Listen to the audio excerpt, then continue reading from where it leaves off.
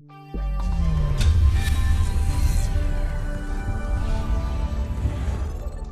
then of course, because it's going to be a critical resource as soon as you're going to deploy the firewalls, like in this use case for the ISP. So the ISP is going to provide firewall services, or even in your network, as you're going to configure the firewall at the network edge towards the internet back and forth, is going to become a critical resource, which means you got to make sure that the firewall installation and configuration is going to offer high availability.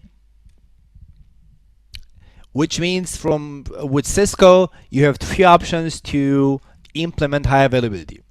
It's what is called active standby, active, and clustering.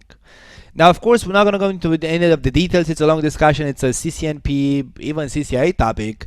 Each of the above three options is going to have its own restrictions, which means some of the features which are supported when the file runs in it's just a simple firewall, is not going to be supported in the above configurations. Like in active standby, all firewall features are going to be supported, but in active, some of them will not. In clustering, likewise, some of them will not. So active standby is the only, let's say, high availability configuration where pretty much all of the firewall features are still available. In active, some of them are not available. In clustering, likewise, some of them are not available. Now let's speak about each of them. Active standby mode means you're going to have a pair of two identical firewalls, both hardware and software.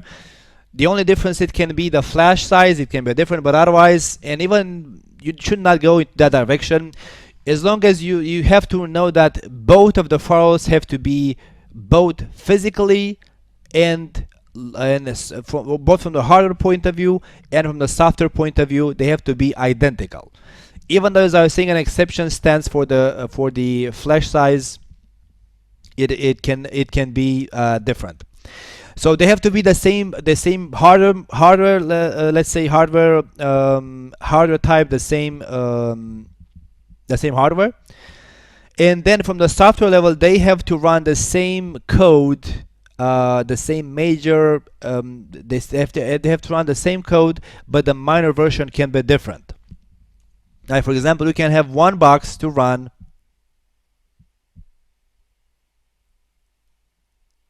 so between the two files,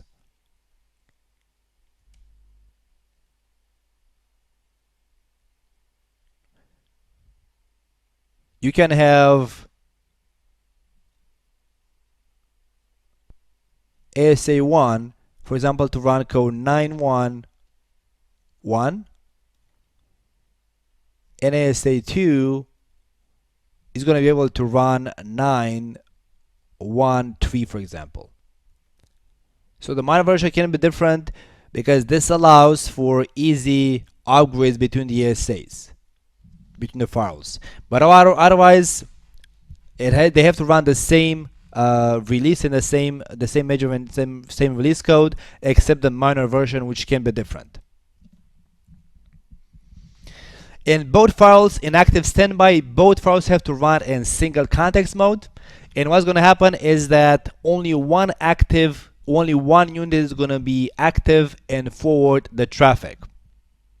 You're going to have one of the two devices to be active. That's why the high availability mode is called active standby, because once one ASA is going to be elected as active unit, is going to be the one which actively forwards traffic back and forth.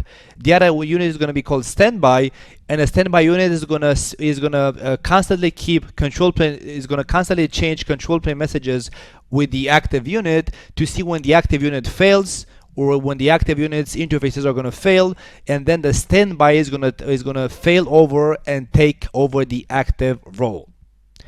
Likewise, the configuration of the file and the session state table of the file is going to be replicated from active to standby, so that if something happens with the active box, is going to completely fail, or if some of the interfaces are going to fail and the standby unit has to take over, then the standby unit is going to have the sessions table synchronized with the active unit.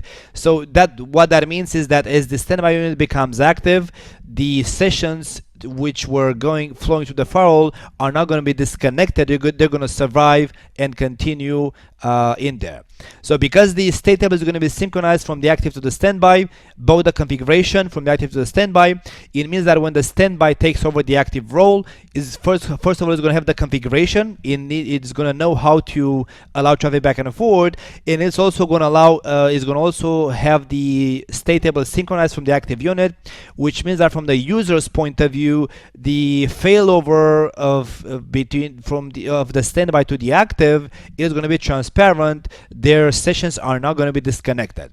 Of course, some of them, it's not a long discussion, will be disconnected. It depends on a lot on the firewall configuration, but most of them are going to survive the failover. So if you go with the diagram, active standby pretty much means the following. You have two ASAs, like you have, let's say, the internet router, let's say, and the core router. Internet router and core router. So internet router and core router. And in between, you're going to have a pair of ASA firewalls for redundancy. Of course, you might state, well, why don't I have redundancy also at the internet level and at the core level? Well, of course, you're going to in general have redundancy also at that level. You're going to have two internet routers and two core routers, or maybe one core router with built-in redundancy. It depends. Doesn't make sense to build redundancy at the firewall level and then the routers to be non-redundant. But either way. And then in between, you're going to have in here a pair of two ASAs where one will be active and one is going to be standby. Active and standby. But now, from the network point of view, those two will be seen as actually one firewall. So the configuration is going to be done in such a way that those two will show up as one firewall from the network point of view. With, of course, the traffic flowing back and forward from the users to the internet and back in, from the traffic flowing back and forward to the active device. So bidirectionally, traffic flows through the active device.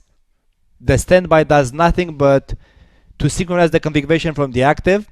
So the active is going to synchronize to the standby. It's going to synchronize the configuration. Any changes are going to be done on the active box, and it's also going to synchronize the firewall state table.